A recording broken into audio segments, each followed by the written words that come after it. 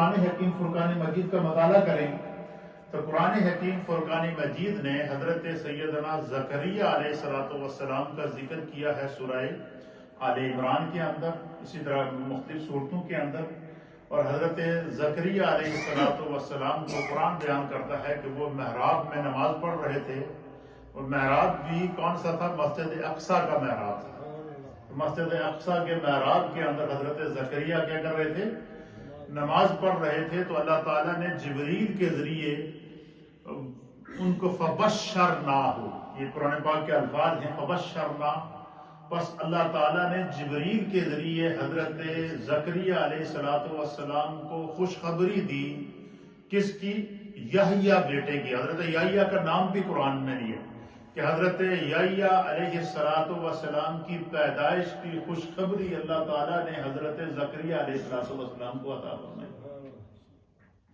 اب یہاں پر حضرت زکریا کے میلاد کو حضرت یحییٰ علیہ السلام کے میلاد کو، حضرت یحییٰ علیہ السلام کی پیدائش کو کون بیان کر رہا ہے؟ اللہ قرآن کے اندر بیان کر رہا ہے. میلاد یحییٰ علیہ السلام،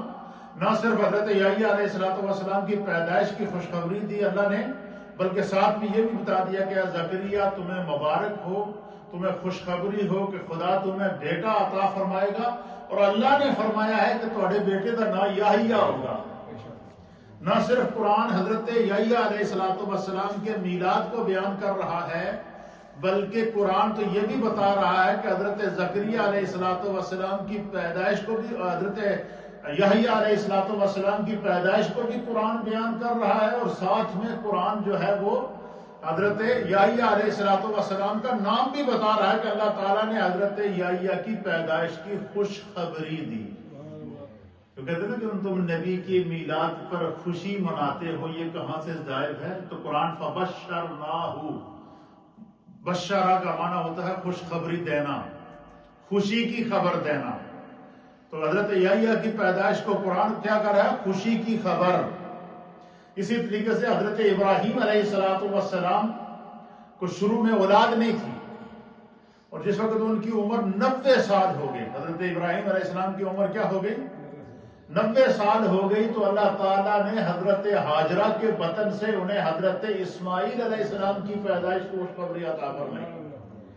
پھر اسی طریقے سے حضرت اسماعیل علیہ السلام، پھر اللہ تعالیٰ نے حضرت ابراہیم علیہ السلام کو ایک اور خوشخبری عطا فرمائی، اور وہ حضرت سارہ کے پیٹ سے اللہ تعالیٰ نے انہیں حضرت اسحاق علیہ السلام عطا فرمائے. قرآن حضرت اسماعیل علیہ السلام کی بھی پیدائش کو بیان کر رہا ہے، قرآن تذکرہ حضرت اسماعیل علیہ السلام بھی بیان کر رہا ہے، اور قرآن تذکرہ حضرت اسحاق علیہ السلام کو بھی بیان کر رہا ہے. پھر اسی طریقے سے سورہ یوسف کے اندر آپ چلے جائیں تو سورہ یوسف کے اندر قرآن حضرت اللہ کے عظیم نبی حضرت سیدنا یعقوب علیہ نبینا علیہ السلام کا تذکرہ کر رہا ہے. اور حضرت یعقوب علیہ السلام کے جو بقیہ بیٹے تھے ان کا بھی قرآن ذکر کر رہا ہے، اور بالخصوص ان کے اندر قرآن جو ہے وہ حضرت سیدنا یوسف علیہ نبینا علیہ السلام کا ذکر فرما رہا ہے کہ حضرت یعقوب علیہ السلام کو اللہ تعالیٰ نے 12 بیٹے ایک بیوی سے عطا فرمائے تھے، اور 2 بیٹے ایک بیوی سے عطا فرمائے تھے. ان میں سے ایک حضرت یوسف علیہ السلام تھے اور دوسرے حضرت بنیامین تھے. تو حضرت یوسف علیہ السلام کی پیدائش، حضرت یوسف علیہ السلام کو جو اللہ تعالیٰ نے یعقوب علیہ السلام کو یوسف علیہ السلام عطا فرمائے، اس منظر کا بھی قرآن ذکر فرما رہا ہے. پھر اسی طریقے سے اللہ تعالیٰ کے ایک اور عظیم نبی حضرت داؤد علیہ السلام، کون؟ حضرت داؤد علیہ السلام. یہ ان کو اللہ تعالیٰ نے، یہ روایات کے اندر آتا ہے کہ اللہ تعالیٰ نے ان کو پیدائشی طور پر شاہی زندگی، بادشاہوں والی زندگی عطا فرمائی، اور پوری دنیا کی حکومت اللہ تعالیٰ نے حضرت داؤد علیہ السلام کو عطا فرمائی. جب پوری دنیا کی، اور حضرت داؤد علیہ، یہ جو نا آپ کہتے ہیں کہ فلاں آدمی کی آواز بڑی پیاری ہے، ہم کیا کہتے ہیں فلاں قاری قرآن ہے، یا کوئی فلاں نعتخوان ہے، یا کوئی فلاں بندہ ہے جس کی آواز کے اندر کوئی سر ہو یا سریلا پن ہو، تو کہتے ہیں کہ اس فلاں آدمی کی آواز بڑی چنگی ہے. کیوں؟ اللہ تعالیٰ نے اس میں دہن داؤدی عطا، لہن داؤدی عطا فرمایا ہے. لعن داؤدی کا معنی کیا ہے کہ حضرت داؤد علیہ السلام کو جو اللہ تعالیٰ نے آواز عطا فرمائی تھی نا، قرآن حکیم قرآن مجید اس منظر کو بیان کرتا ہے، اور تمام مفسرین نے لکھا کہ حضرت داؤد علیہ السلام کی آواز میں ایسا کیف و سرور ہوتا تھا اور ایسا درد ہوتا تھا کہ جس وقت وہ ان پر نازل ہونے والی کتاب کی تلاوت کرتے تھے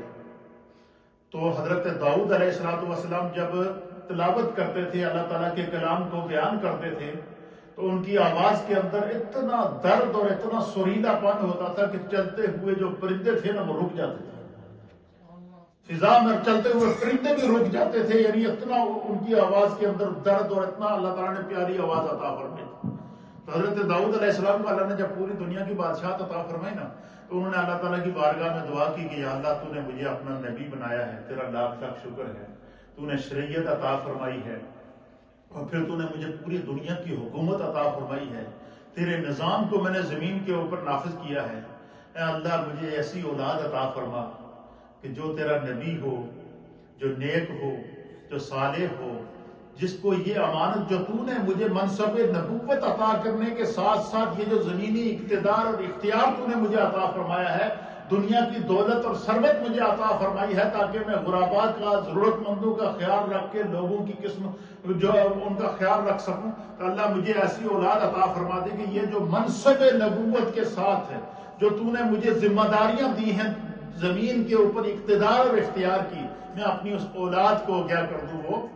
منتقل کر دوں۔ قرآن اس منظر کو بیان کرتا ہے کہ حضرت داؤد علیہ السلام کی اس دعا کو اللہ نے قبول کیا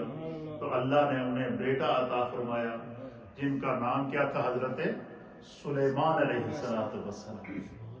حضرت داؤد کے بیٹے تھے حضرت سلیمان علیہ السلام۔ اب ایک حضرت داؤد نبی، ان کے بیٹے سلیمان علیہ السلام، ان کی پیدائش کا قرآن ذکر کر رہا ہے، ان کا نام قرآن لے رہا ہے، ان کا تذکرہ قرآن کر رہا ہے۔ حضرت یعقوب علیہ السلام کے بیٹے حضرت یوسف علیہ السلام، ان کا تذکرہ، ان کا بیان اور ان کی پیدائش اور ان کی آزمائش قرآن کریم ان کا پورا تذکرہ بیان کر رہا ہے، حتیٰ کہ یہاں تک کہ قرآن نے حضرت یوسف علیہ نبینا علیہ السلام کے نام سے پوری سورت نازل۔ حضرت اسماعیل علیہ السلام کی بھی پیدائش کو بیان کر رہا ہے، قرآن تذکرہ حضرت اسماعیل علیہ السلام بھی بیان کر رہا ہے، اور قرآن تذکرہ حضرت اسحاق علیہ السلام کو بھی بیان کر رہا ہے۔ پھر اسی طریقے سے سورہ یوسف کے اندر آپ چلے جائیں تو سورہ یوسف کے اندر قرآن حضرت اللہ کے عظیم نبی حضرت سیدنا یعقوب علیہ نبینا علیہ السلام کا تذکرہ کر رہا ہے، اور حضرت یعقوب علیہ السلام کے جو بقیہ بیٹے تھے ان کا بھی قرآن ذکر کر رہا ہے، اور بالخصوص ان کے اندر قرآن جو ہے وہ حضرت سیدنا یوسف علیہ نبینا علیہ السلام کا ذکر فرما رہا ہے کہ حضرت یعقوب علیہ السلام کو اللہ تعالیٰ نے 12 بیٹے ایک بیوی سے عطا فرمائے تھے، اور 2 بیٹے ایک بیوی سے عطا فرمائے تھے، ان میں سے ایک حضرت یوسف علیہ السلام تھے اور دوسرے حضرت بنیامین تھے۔ تو حضرت یوسف علیہ السلام کی پیدائش، حضرت یوسف علیہ السلام کو جو اللہ تعالیٰ نے یعقوب علیہ السلام کو یوسف علیہ السلام عطا فرمائے، اس منظر کا بھی قرآن ذکر فرما رہا ہے۔ پھر اسی طریقے سے اللہ تعالیٰ کے ایک اور عظیم نبی حضرت داؤد علیہ السلام،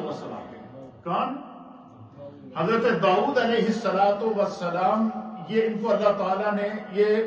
روایات کے اندر آتا ہے کہ اللہ تعالیٰ نے ان کو پیدائشی طور پر شاہی زندگی، بادشاہوں والی زندگی عطا فرمائی، اور پوری دنیا کی حکومت اللہ تعالیٰ نے حضرت داؤد علیہ السلام کو عطا فرمائی تھی۔ تو جب پوری دنیا کی، اور حضرت داؤد علیہ، یہ جو نا آپ کہتے ہیں کہ فلاں آدمی کی آواز بڑی پیاری ہے، ہم کیا کہتے ہیں فلاں قاری قرآن ہے، یا کوئی فلاں نعتخوان ہے، یا کوئی فلاں بندہ ہے جس کی آواز کے اندر کوئی سر ہو یا سریلا پن ہو، تو کہتے ہیں کہ اس فلاں آدمی کی آواز بڑی چنگی ہے۔ کیوں؟ اللہ تعالیٰ نے اس میں داؤدی عطا فرمایا ہے۔ لعن داؤدی کا معنی کیا ہے کہ حضرت داؤد علیہ السلام کو جو اللہ تعالیٰ نے آواز عطا فرمائی تھی نا، قرآن حکیم قرآن مجید اس منظر کو بیان کرتا ہے، اور تمام مفسرین نے لکھا کہ حضرت داؤد علیہ السلام کی آواز میں ایسا کیف و سرور ہوتا تھا اور ایسا درد ہوتا تھا کہ جس وقت وہ ان پر نازل ہونے والی کتاب کی تلاوت کرتے تھے تو حضرت داؤد علیہ السلام جب تلاوت کرتے تھے، اللہ تعالیٰ کے کلام کو بیان کرتے تھے،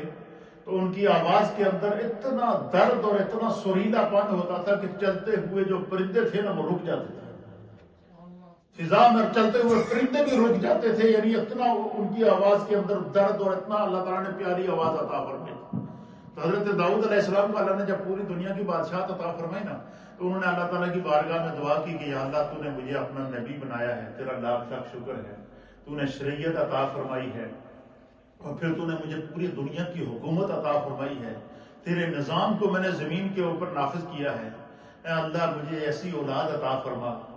کہ جو تیرا نبی ہو، جو نیک ہو، جو صالح ہو، جس کو یہ امانت جو تو نے مجھے منصب نبوت عطا کرنے کے ساتھ ساتھ یہ جو زمینی اقتدار اور اختیار تو نے مجھے عطا فرمایا ہے، دنیا کی دولت اور ثروت مجھے عطا فرمائی ہے، تاکہ میں غرباء کا، ضرورت مندوں کا خیال رکھ کے لوگوں کی قسم جو ان کا خیال رکھ سکوں، تو اللہ مجھے ایسی اولاد عطا فرما دے کہ یہ جو منصب نبوت کے ساتھ ہے، جو تو نے مجھے ذمہ داریاں دی ہیں زمین کے اوپر اقتدار اور اختیار کی، میں اپنی اس اولاد کو کیا کر دوں، وہ منتقل کر دوں۔ قرآن اس منظر کو بیان کرتا ہے کہ حضرت داؤد علیہ السلام کی اس دعا کو اللہ نے قبول کیا، تو اللہ نے انہیں بیٹا عطا فرمایا جن کا نام کیا تھا، حضرت سلیمان علیہ السلام۔ حضرت داؤد کے بیٹے تھے حضرت سلیمان علیہ السلام۔ اب ایک حضرت داؤد نبی، ان کے بیٹے سلیمان علیہ السلام، ان کی پیدائش کا قرآن ذکر کر رہا ہے،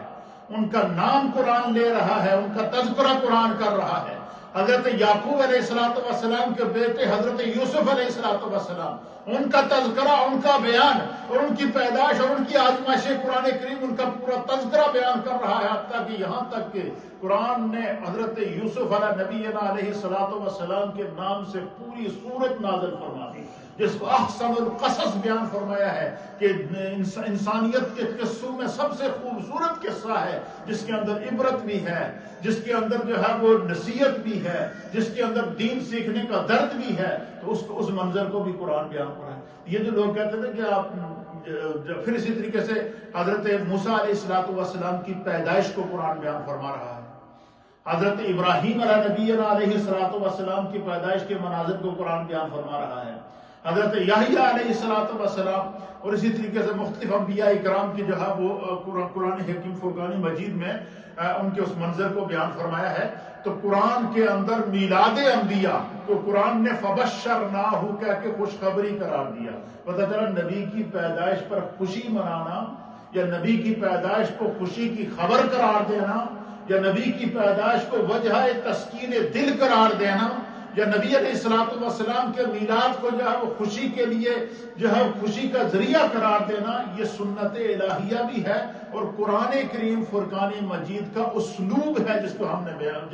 جس کو اہل سنت و جماعت بیان کرتے ہیں۔ تو اس واسطے نبی علیہ السلام تو تمام نبیوں کے نبی ہیں، وہ سید الانبیاء ہیں، وہ امام الانبیاء ہیں، وہ وجہ تخلیق کائنات ہیں، ان کے صدقے خدا نے پوری کائنات کو پیدا کیا، تو ان کے میلاد کے اوپر خوشی منانا، یہ تو اللہ تعالیٰ نے قرآن کے اندر اس طرف اشارہ دے دیا کہ فَأَمَّا بِنِعْمَةِ رَبِّكَ فَحَدِّثْ، کہ اللہ کی نعمتوں کا خوب چرچا کیا کرو، بیان کیا کرو، جھوم کر بیان کیا کرو، گج وج کے بیان کیا کرو۔ اور علماء اور محدثین نے لکھا ہے کہ اللہ کی نعمتوں میں سے سب سے بڑی نعمت کون ہے؟ میرے آقا کی ذات ہے، پیارے مصطفیٰ کریم صلی اللہ تعالیٰ علیہ وسلم کی ذات ہے۔ یہ بڑے آسان پیرائی میں بیان کر رہا ہوں، آپ کو پوری بات سمجھ میں آ جائے گی۔ پھر اسی طریقے سے قرآن حکیم فرقان مجید بیان فرماتا ہے کہ قل، اے محبوب آپ فرما دیجئے، بفضل اللہ وبرحمتہ فبذالک فلیفرحوا هو خیر مما یجمعون، کہ جب تمہیں اللہ کا فضل اور اس کی رحمت مل جائے تو اس پر خوشی کا اظہار کیا کرو، اس پر خوشیاں منایا کرو۔ ہوا خیر مما یجمعون، جڑا کچھ تساں اپنے کو جمع کر کے رکھے اس تو بہتر ہویا جڑا تساں نبی دی جو ہے وہ نعمت کبریٰ اور نبی علیہ السلام کی ذات کی صورت میں خوشیاں مناؤ گے۔ اچھا، اب جب حضور علیہ السلام کہ وَأَمَّا بِنِعْمَةِ رَبِّكَ فَحَدِّثْ، کہ اللہ کی نعمتوں کا خوب خوب چرچا کیا کرو، بیان کیا کرو، جھوم کر بیان کیا کرو، گج وج کے بیان کیا کرو. اور علماء اور محدثین نے لکھا ہے کہ اللہ کی نعمتوں میں سے سب سے بڑی نعمت کون ہے؟ میرے آقا کی ذات ہے، پیارے مصطفیٰ کریم صلی اللہ تعالیٰ علیہ وسلم کی ذات ہے. یہ بڑے آسان پیرائے میں بیان کر رہا ہوں، آپ کو پوری بات سمجھ میں آ جائے گی. پھر اسی طریقے سے قرآن حکیم فرقان مجید بیان فرماتا ہے کہ قل، اے محبوب آپ فرما دیجئے، بفضل اللہ وبرحمتہ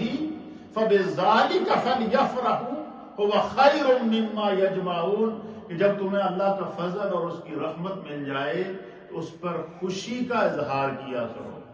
اس پر خوشیاں منایا کرو. هو خیر مما یجمعون، جڑا کچھ تساں اپنے کو جمع کر کے رکھے اس تو بہتر ہویا جڑا تساں نبی دی جو ہے وہ نعمت کبریٰ اور نبی علیہ الصلوۃ والسلام کی ذات کی صورت میں خوشیاں مناؤ گے. اچھا، اب جب حضور علیہ الصلوۃ والسلام پیدا ہوئے تو اس کے بارے میں حدیث پاک ہے، مولا کائنات حضرت علی بیان کرتے ہیں کہ مجھ سے میرے بابا حضرت ابو طالب نے بیان کیا ہے کہ جس وقت اللہ تعالیٰ نے نبی علیہ الصلوۃ والسلام عطا فرمائے تو ایک تو نبی علیہ السلام جب اپنی والدہ ماجدہ کے بطن کے اندر آئے، آپ کے پیٹ مبارک کے اندر آئے حضرت آمنہ کے،